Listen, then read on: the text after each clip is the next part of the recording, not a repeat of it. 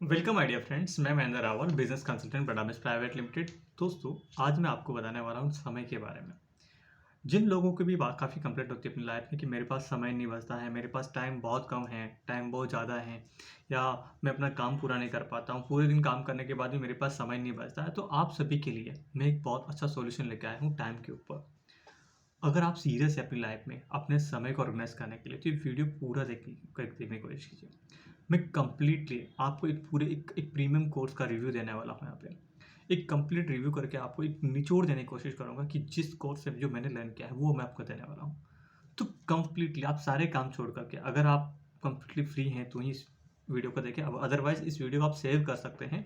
जिस टाइम पे आप कंप्लीटली एब्सोल्युटली आप अवेलेबल हैं माइंड प्रेजेंस ऑफ माइंड के साथ में, तभी आप इस कोर्स को देखें। ये एक आपके लिए डिस्क्लेमर है, ठीक है। दूसरी चीज़, मैं आपको समय के बारे में बहुत अच्छे से ब्यूटीफुल कॉन्सेप्ट बताने वाला हूँ, जो कि मैंने अंकुर वारिको सर, जो कि एक बहुत बड़े एंटरप्रेन्योर हैं, सक्सेसफुल अभी कंटेंट क्रिएटर हैं। मैं उन्हें उनका एक प्रीमियम कोर्स किया था, और मैं उस कोर्स के से जो भी मैंने आपको लर्न किया है वो आपको देने वाला हूँ। तो बहुत ध्यान से इसको देखना है। थैंक यू फ्रेंड्स, डिस्क्लेमर के लिए, ध्यान से सुनने के लिए। अभी बात करते हैं मेन पॉइंट के ऊपर। एग्जैक्टली काफ़ी लोग ये सोचते हैं कि हमारे पास समय नहीं होता है। एग्जैक्टली आप दुनिया में मुझे एक भी ऐसा इंसान बता दीजिए जिसके पास में 24 घंटे से 1 सेकंड भी ज़्यादा है। हो सकता है किसी के पास पैसा ज़्यादा हो, कम हो, बट समय सबके पास में कांस्टेंट है। टाइम एक कांस्टेंट है, ठीक है। मैं नहीं बोलता कि साइंटिफिक लैंग्वेज में हो सकता है कि ये चीज़ें अलग चल रही होगी, बट मेरे हिसाब से समय सभी के लिए सेम है।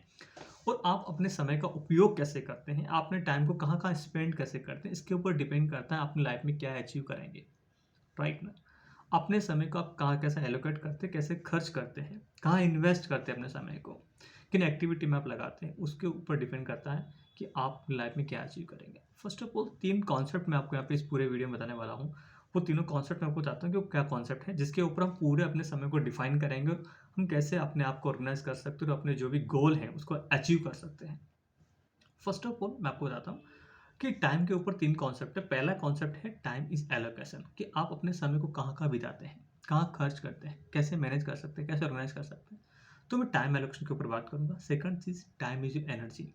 काफ़ी बार आप इतना थक जाते हो कि आपके पास में समय, मतलब किसी काम को करने की एनर्जी नहीं बचती है। भले ही वो इम्पोर्टेंट काम हो, बट आप इतने ज़्यादा टायर्ड हो जाते हो, इतने ज़्यादा थक जाते हो, मेंटली टायर्ड हो जाते हो, फिज़िकली टायर्ड हो जाते हो कि आपके पास उस काम को करने के लिए एनर्जी नहीं बचती है। तो मैं आपको कोशिश करूँगा, टाइम इज़ एनर्जी, तो इसके रिगार्डिंग मैं आपको कुछ एनर्जीज़ के ऊपर बात करूँगा। Third, time is your money. हर चीज़ की कीमत होती है, उस समय हमेशा प्राइसलेस होता है। हर इंसान के समय की कीमत अलग-अलग हो सकती है उसकी वैल्यू के आधार पे, कि वो इंसान करता क्या है, क्या उसकी वैल्यू है। तो हम इन तीनों चीज़ों को समझने की कोशिश करेंगे, और कहीं पे भी कोई क्वेरी है तो डेफ़िनेटली आप मुझे बताइएगा, I will help out you. Okay, thank you. तो फर्स्ट ऑफ ऑल समझते हैं टाइम इज़ एलोकेशन। टाइम का एलोकेशन का मतलब क्या होता है? आप एक काम कीजिए, सुबह से लेकर शाम तक अपनी पूरी दिनचर्या को एक बार एनालाइज़ कीजिए कि मैं सुबह से लेकर शाम तक क्या करता हूँ। क्या मेरा दिन अच्छा जा रहा है, बुरा जा रहा है? अगर उसको आपको समझना है, तो आपको समझना पड़ेगा आप मॉर्निंग में उठने से लेकर सोने तक क्या काम करते हैं, क्या नहीं करते हैं। स्टॉप। और आपको लगेगा अगर आपका दिन अच्छा जा रहा है, आप बहुत वेल प्लान्ड हैं, वेल ऑर्गेनाइज़ हैं, तो आप हर काम को शेड्यूल करते होंगे, प्लान करते होंगे, टू डू लिस्ट बनाते होंगे, फिर आप करते होंगे। मॉर्निंग में आपका मॉर्निंग का प्लान होगा, दिन में आपका वर्किंग प्लान होगा, शाम को आपका जो भी फैमिली प्लानिंग, सोशल प्लानिंग, जो भी आपकी लाइफ है वो आप करते हो। इसके लिए आपको ये समझना पड़ेगा कि आपको अपने टाइम को ऑर्गेनाइज़ करने के लिए टाइम ऑर्गेनाइज़ नहीं करना होता, आपको अपने टास्क को ऑर्गेनाइज़ करना होता है। क्योंकि टाइम तो हमेशा सेम ही है, 24 हावर्स रन है तो वही होने हैं। बस उस टाइम के अंदर आप कौन सा काम करने वाले हो उसको आपको ऑर्गेनाइज़ करना है। फर्स्ट ऑफ ऑल आपको मैं एक बुक का रेफरेंस लेके बताना चाहूँगा, जो सर ने इसमें कोट किया है। वो रेफरेंस है seven habit of highly effective peoples. इसमें क्या एक बहुत अच्छा क्वाड्रेंट दिया गया है अर्जेंट इंपॉर्टेंट मैट्रिक्स के बारे में। तो मैं इसका रेफरेंस, हो सकता है इसके बारे में आपको पता हो, डेफिनेटली आप जानते हो, बट मैं कोशिश करूँगा, मैं इसी का रेफरेंस लेकर बताने की कोशिश करूँगा कि इसमें आपको अच्छे समझ में आ जाएगा।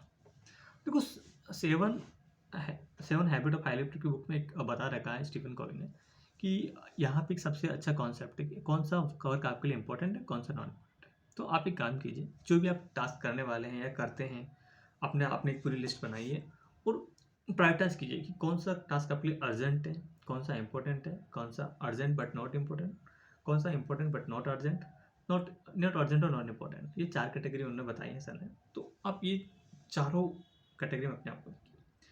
मान के चलते हैं, सपोज कीजिए कि आप ऑफिस में वर्क करते हैं और आपको एक प्रोजेक्ट दिया हुआ है आपके बॉस ने, और उस प्रोजेक्ट के ऊपर आप काम कर रहे हैं और आपकी डेडलाइन है, सपोज करो कि 20 तारीख है आपकी डेडलाइन, और आप आज 10 तारीख आज 10 दिन हो गए, आपको 10 दिन निकल गए, 20 दिन, आपको 20 दिन का टाइम मिला है 1 तारीख से लेकर 30 तारीख तक के बीच में, और वो 10 तारीख निकल चुकी है। तो अभी वो टास्क आपके लिए क्या है, अर्जेंट है या इंपॉर्टेंट है? डेफिनेटली वो अर्जेंट एंड इंपॉर्टेंट कैटेगरी में आएगा, क्योंकि आपको 20 दिन की रिपोर्ट को 10 दिन में सबमिट करना है और आपके पास में टाइम 10 दिन का ही बचा है, तो task definitely urgent and important category में आएगा। तो अब क्या करोगे, अर्जेंट एंड इंपॉर्टेंट वर्क को आप खुद डू इट नाउ, उस काम को आप कोशिश कीजिए कि अपना एक प्लान बनाइए, उसको तुरंत करने लग जाइए, ठीक है, और कोशिश कीजिए कि उसको आप डेडलाइन के अंदर ही आप उसको पूरा कर लें। सेकंड चीज़ कि मैं आपको सेकंड एग्जाम्पल बताऊँ कि अर्जेंट एंड इंपॉर्टेंट टास्क हुई है, अर्जेंट बट नॉट इम्पॉर्टेंट हो सकता है, अर्जेंट बट नॉट इम्पॉर्टेंट।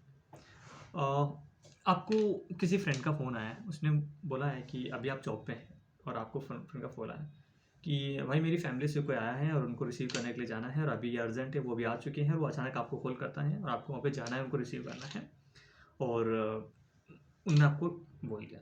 आपके पास में क्या है, अब वो आपके लिए अर्जेंट तो है बट इम्पोर्टेंट नहीं है, क्योंकि अभी आप जॉब पे हैं, अब जॉब पे आपके लिए जॉब इम्पोर्टेंट है। तो उस केस में आप क्या करेंगे, अपने रिलेटिव या फैमिली पर्सन को बोलेंगे कि भाई मैं भी नहीं जा सकता, आप जा करके उनको रिसीव कर लीजिए। तो उस काम को क्या कर सकते हैं आप, वो कर सकते हैं, डेलीगेट कर सकते हैं, किसी भी पर्सन को डेलीगेट कर सकते हैं, जो भी रेलेवेंट उसके लिए राइट पर्सन उस काम को करने के लिए आप उसको डेलीगेट कर सकते हैं। थर्ड जो टास्क आपको मिलता है, थर्ड जो चीज़ होती है वो होती है not urgent but important. Suppose करो कि आपको आपकी लाइफ के अंदर, मैं आपको एग्जांपल देता हूँ कि किसी भी सीनियर ने आपको एक बोला है कि देखिए हम एक काम कर रहे हैं, नेक्स्ट जो भी हमारा कंपनी में अप्रेजल होने हैं उसके लिए हम एक रिव्यू, एक बहुत बहुत जल्दी हम एक करने वाले हैं, आपका रिव्यू करने वाले हैं, आपके आपके पूरा एक जो भी कैरियर रहा है ऑर्गेनाइजेशन के अंदर उसको सारा को एनालाइज करने वाला है, उसके अंदर जो बेस्ट परफॉर्मेंस होगा इन डोमेन के अंदर, उन उन पर्सन को उस मेरिटोक्रेसी के पैरामीटर के आधार पर, मेरिटोक्रेसी के आधार पर हम आपको प्रमोट करेंगे। ये आपको एक कंपनी में एक नोटिफिकेशन दिया गया जनरली, राइट, और आपको 5 इसकी स्किल बता दी उन्होंने कि ये स्किल्स आपको गेन करनी है। टीम वर्क जिसके अंदर ज़्यादा होगा, सपोज करो, जिसमें leadership skills, communication skills, management skills ज़्यादा अच्छी होगी, या जो भी कोई भी 5 स्किल्स आप ले लीजिए कि ये 5 स्किल्स जिनमें फंडामेंटली ज़्यादा से ज़्यादा सबसे ज़्यादा स्ट्रॉन्ग होगी, हम उनको 10% ज़्यादा हाइक पे उनका अप्रेजल करेंगे। ये आपको टाइम दे, उसके लिए आपके पास 2-3 महीना टाइम है आपके पास में, ठीक है। अब वो चीज़ क्या होती है, आपके करियर के हिसाब से आप देखोगे तो वो चीज़ आपके लिए इंपॉर्टेंट हो गई, बट वो आप अभी नहीं करोगे तो भी चल सकता है। आपके पास में 4-5 महीने का टाइम है या 2-3 महीने का टाइम है, सपोज करो दिसंबर में हो, दिसंबर में आपको पता चलती हो आपका जो भी मार्च अप्रैल के अंदर जो भी आपका अप्रेजल होना है, उसके अंदर आपका एक रिव्यू होगा, आपका पूरा स्किल सेट का आपका एक टेस्ट होगा, उस टेस्ट के अंदर आपको प्रमोट किया जाएगा, उसके बाद में आपका अप्रेजल किया जाएगा। अब मुझे बताइए ये चीज़ क्या है, आपके लिए इंपॉर्टेंट है, तो उस केस में आप क्या करोगे, उस केस में आपको क्या करना है कि आपको एक उस काम को शेड्यूल कर लेना है, कि उस काम को कैसे करना है, शेड्यूल कर लेना, कि इस काम को आपको तुरंत तो करने की ज़रूरत नहीं है, बट इस काम को आपको प्लान करके एक अगर आपको अप्रेजल चाहिए 10% एक्स्ट्रा, तो इसके लिए आपको अपनी जो भी स्किल्स है उसके ऊपर आपको प्लानिंग करना चाहिए, किसके लिए बेस्ट लर्निंग क्या हो सकती है, वो स्किल आप कैसे डेवलप कर सकते हो, उसके लिए बेस्ट मेंटर कौन है, कोच कौन है, आप उनको लुक फॉरवर्ड कर सकते हो, वो स्किल्स अपने में डेवलप कर सकते हो, कॉम्पिटेंसेज आप डेवलप कर सकते हो, और आप 10% हाई रखा कर सकते हो। तो आपको इस तरह से अपने आप को ऑर्गेनाइज करना है, और आपको उसी हिसाब से अपने दिन की पूरी प्लानिंग करनी है कि मुझे पूरा दिन कैसे बिताना है, कैसे निकालना है। जब आप ये चीज़ कर लोगे ना, तो आपको बहुत अच्छे समझ में आ जाए कि मुझे अपने आप को ऑर्गेनाइज कैसे करना है। ये तो हो गया टाइम इज एलोकेशन, कि अपने टास्क को 4 तरह से आपको ऑर्गेनाइज करना है, दिन को पूरे 4 तरह से ऑर्गेनाइज करना है। सबसे पहला होता है कि अर्जेंट एंड इम्पोर्टेंट, उस काम को आपको तुरंत करना है। अर्जेंट बट नॉट इम्पोर्टेंट, उस काम को आपको डेलीगेट करना है। नॉट अर्जेंट नॉट इम्पोर्टेंट, उस काम को आपको नहीं करना है, स्किप कर देना है, ड्रॉप आउट कर देना है। और एक कैटेगरी बचती है और नॉट अर्जेंट बट इम्पोर्टेंट, तो उस काम को क्या करना है आपको, मतलब अर्जेंट नहीं है बट इम्पोर्टेंट, उस काम को शेड्यूल कर लेना, प्लीज प्लान कर लेना है, ठीक है। तो 4 तरह की आपको मैंने कॉन्सेप्ट बता दी जिसके अंदर आपको अपने टाइम को ऑर्गेनाइज करना है। डेफिनेटली इसी वीडियो के सेकंड पार्ट में आपको बताऊंगा कि टाइम इज एनर्जी। तो आप नेक्स्ट वीडियो का वेट कीजिए, या फिर आप मुझे कमेंट में लिख के बताइए कि मुझे जो नेक्स्ट वीडियो करना है उसके ऊपर मैं आपको जल्दी ही आपको बताऊँगा, बट आप मुझे कमेंट में लिख के ज़रूर बताइए इस वीडियो के नीचे कि हाँ, मुझे इसका नेक्स्ट पार्ट चाहिए, जिसमें आपको बताऊँगा टाइम इज़ एनर्जी, कि आप अपनी एनर्जी को ड्रेन होने से कैसे बचा सकते हैं और कैसे अपने आप को ऑर्गेनाइज़ कर सकते हैं अपने टाइम को मैनेज करने में। तो ये मैं ऐसे नेक्स्ट पार्ट में बताऊँगा, बट मुझे इसके लिए आपके कमेंट चाहिए होंगे डेफ़िनेटली आई विल, मैं आपके कमेंट पढ़ूँगा और मैं उसके ऊपर एक सेकंड पार्ट बनाऊँगा, जिसमें मैं आपको टाइम इज़ एनर्जी, अपनी एनर्जी को कैसे आप अपने आप को फुल एनर्जेटिक करके और कौन-सी एनर्जी लेवल पे कौन-सा काम करना चाहिए, ये सारी चीज़ें मैं आपको बताऊँगा नेक्स्ट वीडियो में। बट मुझे आपसे सबसे कमेंट चाहिए और डेफ़िनेटली अगर आपको ये चीज़ अच्छी लगी हो तो आप अपने फ्रेंड्स को, फैमिली को या अपने कलीग्स को शेयर कर सकते हैं, जिससे कि उनका भी नॉलेज बढ़े, वो भी अपने आप को ऑर्गेनाइज़ करें। थैंक यू फ्रेंड, बाकी आपने मुझे इतना प्यार दिया, इतना मुझे वॉच किया, आपने पेशेंसली सुना, उसके लिए आपका बहुत-बहुत धन्यवाद। और हो सके अगर आपके पास समय नहीं है तो इस वीडियो को सेव करके आप अगेन भी वॉच कर सकते हैं। कुछ भी समझ में नहीं आया तो आप मुझे कमेंट में बता सकते हैं।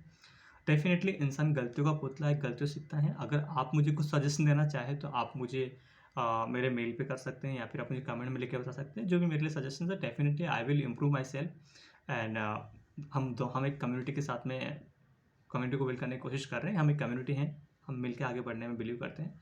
जो मेरे पास में मैं आपको देने की कोशिश करूँगा, जो आपके पास में वो आप मेरे साथ में शेयर करें। Thank you so much. Have a nice day, signing off.